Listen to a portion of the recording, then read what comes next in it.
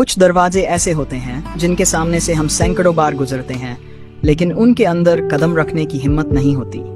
कराची में वाक़ कायद-ए-आज़म हाउस यानी फ्लैग स्टाफ हाउस मेरे लिए हमेशा से एक ऐसा ही पुरअसरार दरवाजा रहा है जिसे मैंने हमेशा दूर से देखा और सोचा कि उसके अंदर कैसा मंजर होगा। लेकिन इस बार कायनात मेहरबान थी। हमारे दोस्त रिहान भाई की बदौलत हमें इस तारीखी इमारत को करीब से देखने का मौका मिला, एक ऐसी दावत जिसे ठुकराना मुमकिन न था।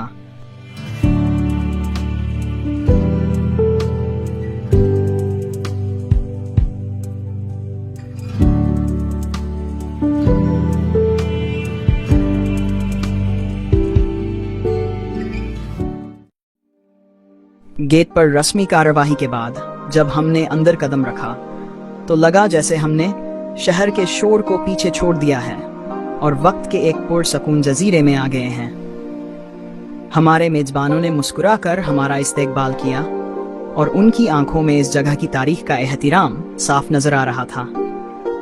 उन्होंने हमें बताया कि हम बाहर से जितनी चाहे वीडियो बना सकते हैं, लेकिन इमारत के अंदर कैमरे की इजाजत नहीं। और शायद ये ठीक भी है, कुछ चीजें सिर्फ दिल की आंख से देखने के लिए होती हैं।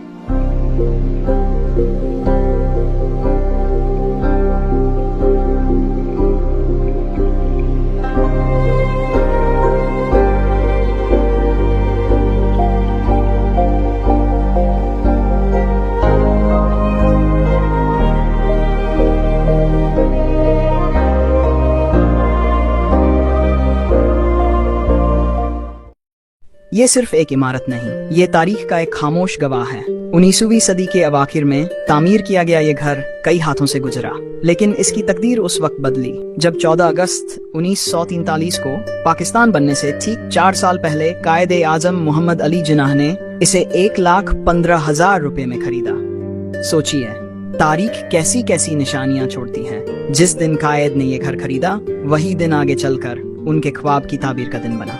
एक और बहुत ही दिलचस्प बात जो हमें यहाँ आकर मालूम हुई, जब कायद ने यह घर खरीद लिया तो उस वक्त भी ब्रिटानी फौज के आला अफसरान यहाँ किराए पर रहते थे। उनमें जनरल डगलस ग्रीसी भी शामिल थे, जो बाद में पाकिस्तान आर्मी के कमांडर इन चीफ बने। जरा तस्वीर करें, वो अंग्रेज जनरल जो हिंदुस्तान पर हुकूमत कर रहे थे, उसी शख्स को किराया दे रहे थे जो उनसे आज़ादी की जंग लड़ रहा था। ये ताकत की एक खामोश मुंतकिली थी जो तारीख की किताबों में शायद ही पढ़ाई जाती है।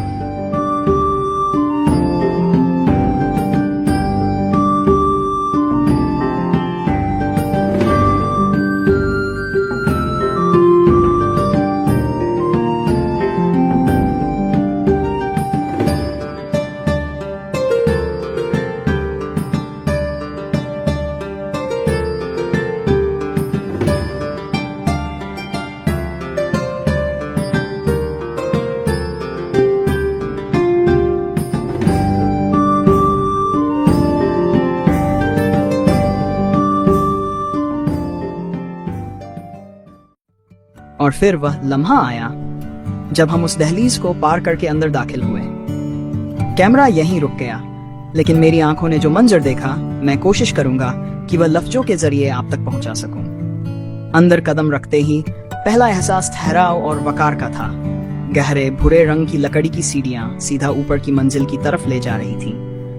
नीचे 3 कमरे और ऊपर 3 कमरे। हर चीज अपनी जगह पर ऐसे रखी थी जैसे आज भी किसी के आने का इंतजार हो। हमें बताया गया कि कायद-ए-आज़म अपनी जिंदगी में इस घर में कभी रह नहीं सके। आजादी की जद्दोजहद ने उन्हें इतनी मोहलत ही न दी। सितंबर 1947 में उनका सामान दिल्ली से यहाँ मुंतकिल तो हुआ, लेकिन वह खुद गवर्नर जनरल हाउस में रहे। ये घर जैसे अपने मालिक का इंतजार ही करता रहा।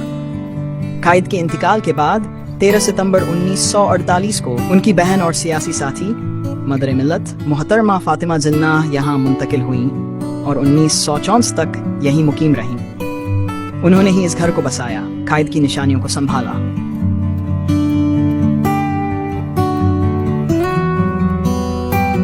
यहाँ पर कुछ मरम्मत का काम चल रहा है।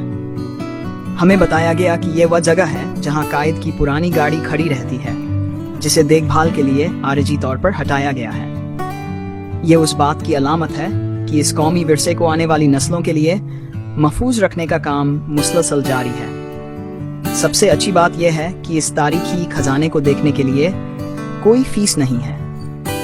आपको बस म्यूजियम के औकात का ख्याल रखना है और आप यहाँ आकर तारीख के इस बाब का हिस्सा बन सकते हैं। यहाँ से निकलते हुए आप अपने साथ सिर्फ यादें नहीं बल्कि एक एहसास लेकर जाते हैं। बानी ए पाकिस्तान की जिंदगी की सादगी, उनके उसूलों और उनकी अजमत का एहसास। ये वह घर है जिसने अपने मालिक का इंतजार तो बहुत किया, लेकिन आज ये पूरी कौम को उनकी मीरास की याद दिलाने के लिए हर रोज दरवाजा खोलता है।